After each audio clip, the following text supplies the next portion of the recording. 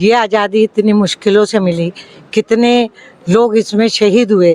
हमें उन शहीदों को याद करके अपने आप को सदाचार और देशभक्ति की तरफ ले जाना चाहिए। जो हमारा जैन जी है वो सदुपयोग करे, सदुपयोग होगा तो नॉलेज होगी, नॉलेज होगी तो स्किल होगी, और स्किल होगा तो 2047 तक जो हमारा सपना है विकसित भारत का वो पूरा होगा। छोटी छोटी जो पहल है वो सब में सम्मिलित होकर एक बड़ा राष्ट्र और बड़ा देश बनाती है। शिक्षा के नाम पर कुछ इस तरह की राजनीति हो रही है कि देश की गौरव को भूल के स्टूडेंट को गुमराह किया जा रहा है। कानून की डिग्री लेने के बाद एक अजब सा स्टेमिना आदमी के अंदर आ जाता है, अपने आप को वो उसमें एक जबरदस्त कॉन्फिडेंस आता है। हम अपनी माता के लिए क्या कुछ कर सकते हैं वही इस भारत माता के लिए भी करने का। चैट जीपीटी की एक कमी ये भी है, कई बार भ्रामक खबरें देता है चैट जीपीटी, जो कि गलत मानता हूँ मैं स्टूडेंट के लिए।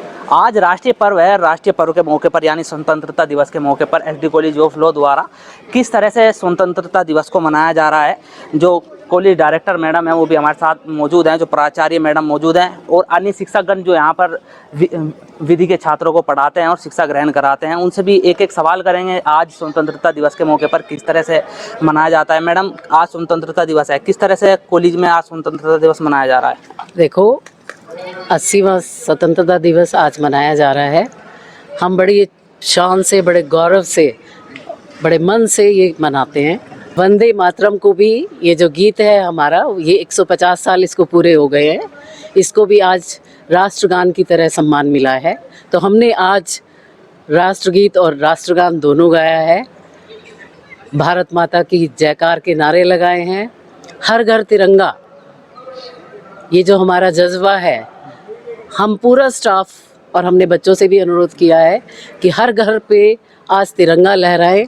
और ये आज के लिए ही नहीं है, ये जज्बा हमारा सिर्फ आज 15 अगस्त या 26 जनवरी में नहीं होना चाहिए, क्योंकि ये आज़ादी हमें कैसे मिली,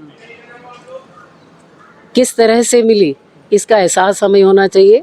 और हमें अपने देश के तरक्की के लिए हर इंसान को जो बन पाए वो करना चाहिए। छोटी छोटी जो पहल है वो सब में सम्मिलित होकर एक बड़ा राष्ट्र और बड़ा देश बनाती है।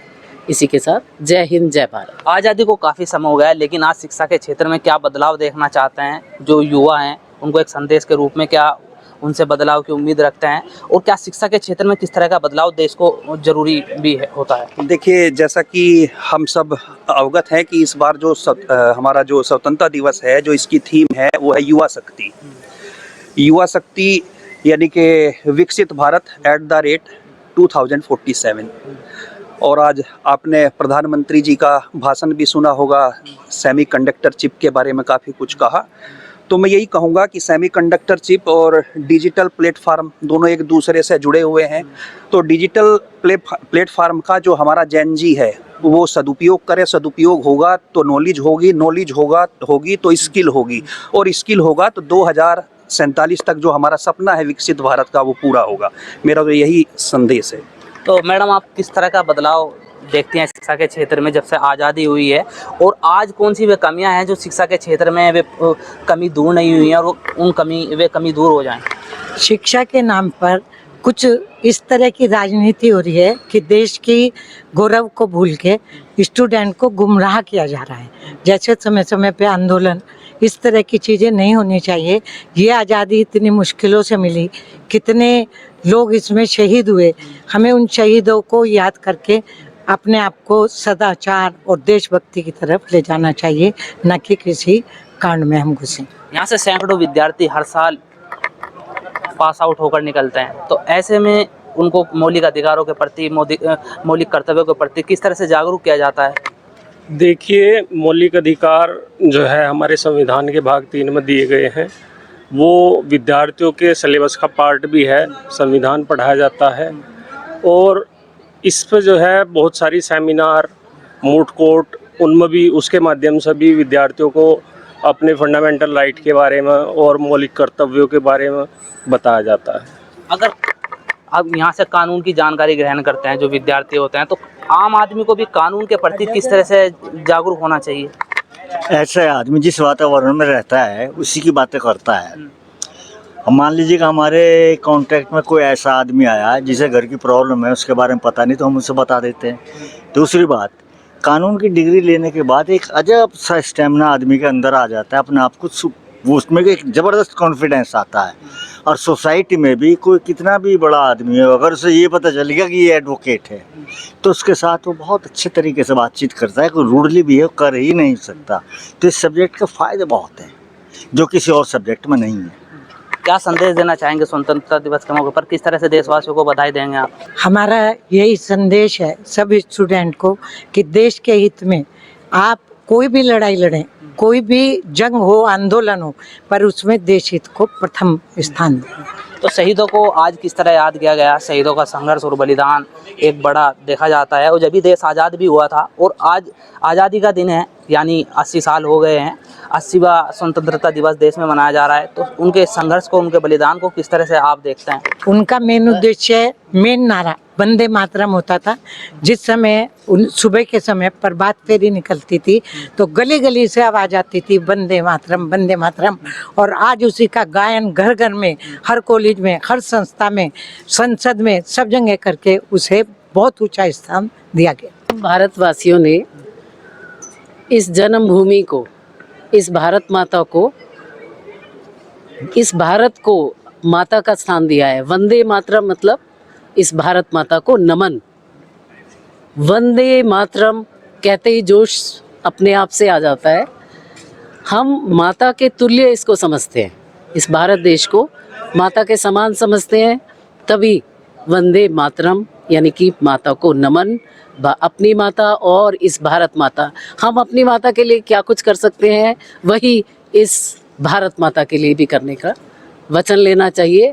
हम एक अच्छे नागरिक बनेंगे, अच्छा संदेश देंगे, अच्छे कर्म करेंगे, तभी हम तरक्की कर सकते हैं, तभी हमारा देश तरक्की कर सकता है। आज देश में किस तरह का बदलाव जरूरी है?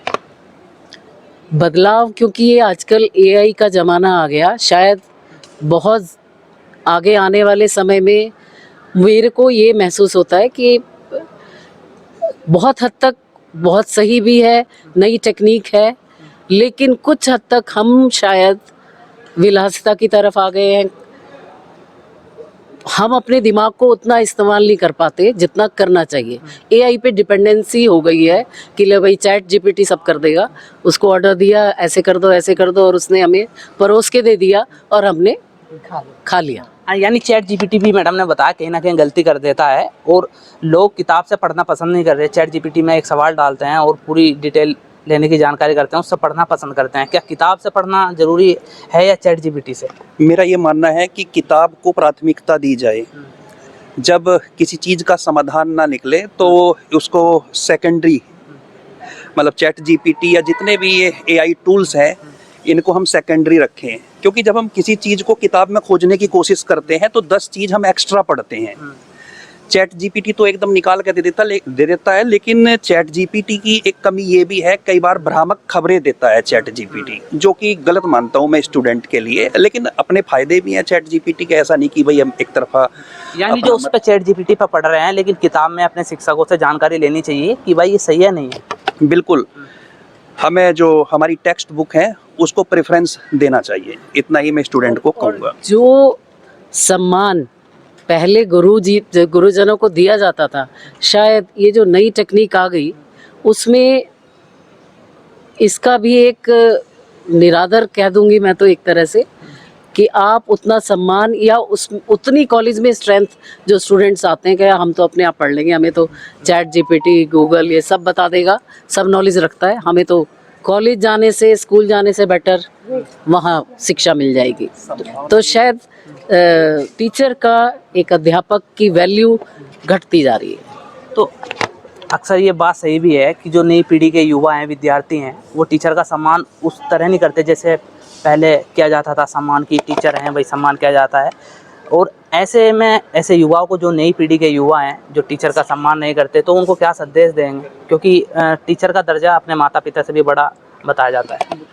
देखिए, हाँ, ये तो है कि सम्मान में कमी आई है, लेकिन उसका हम एक तरफा दोष स्टूडेंट को भी नहीं दे सकते, दोनों तरफ दोष में कमी रहती है।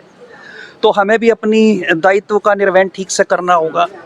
और इसके अलावा जो आने वाली पीढ़ी है उनको भी ठीक से उनको दायित्व का निर्वहन करने के लिए प्रेरित किया जाए, क्योंकि मैं एक तरफा बच्चों को भी दोष नहीं दूंगा, उसके पीछे भी कई कारण हो सकते हैं, घरेलू कारण हो सकते हैं। आज स्वतंत्रता दिवस है, यानी आज़ादी में बहुत सारे शहीदों का एक रोल रहा, उनकी महत्वपूर्ण भूमिका रही, तो ऐसे में उन शहीदों के संघर्ष और बलिदान को किस तरह से आप देखते हैं?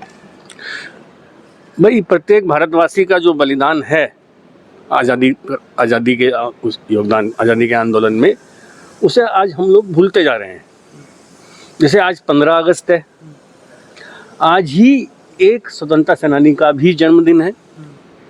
शायद कहीं किसी भी विषय पे अब तक वो चर्चा आई ही नहीं है।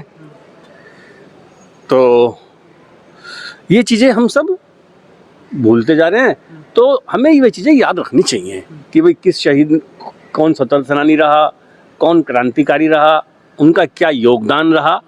और आज आज़ादी के जब हम 80वें वर्ष में प्रवेश कर रहे हैं, तो उनके योगदान को हम आगे कैसे अपने माध्यम से कि लोकतंत्र भारत में हम कैसे बढ़ा सकते हैं, ये सब चीज़ें हमें याद रखनी चाहिए। किनका जन्मदिन स्वतंत्रता सेनानी का है? जो लोग अनजान हैं इस चीज़ से कि कौन स्वतंत्रता सेनानी है जिनका जन्मदिन है, और उनका किस तरह का आज़ादी में योगदान रहा? महर्षि अरविंद का जन्मदिन है, जिन्होंने जो है अपनी आज़ादी एक स्वतंत्रता सेनानी और क्रांतिकारी के माध्यम से दी। और जिस दिन देश आज़ाद हुआ तो उन्होंने सबसे बड़ी बात ये बोली थी कि भाई आज की आज़ादी अभी अधूरी है, और आने वाले कुछ वर्षों में, क्योंकि वे एक संन्यास पथ पर चल पड़े थे, उन्होंने ये कहा था कि जो भूभाग हम छोड़ चुके हैं वो हम वापस लेंगे। ठीक है, हमने जो शिक्षक गण है बातचीत की, उन्होंने क्या कहा वो आपने सुनाई है। आप देख रहे थे खोजी न्यूज़ और मैं आपके साथ हूँ फिरोज।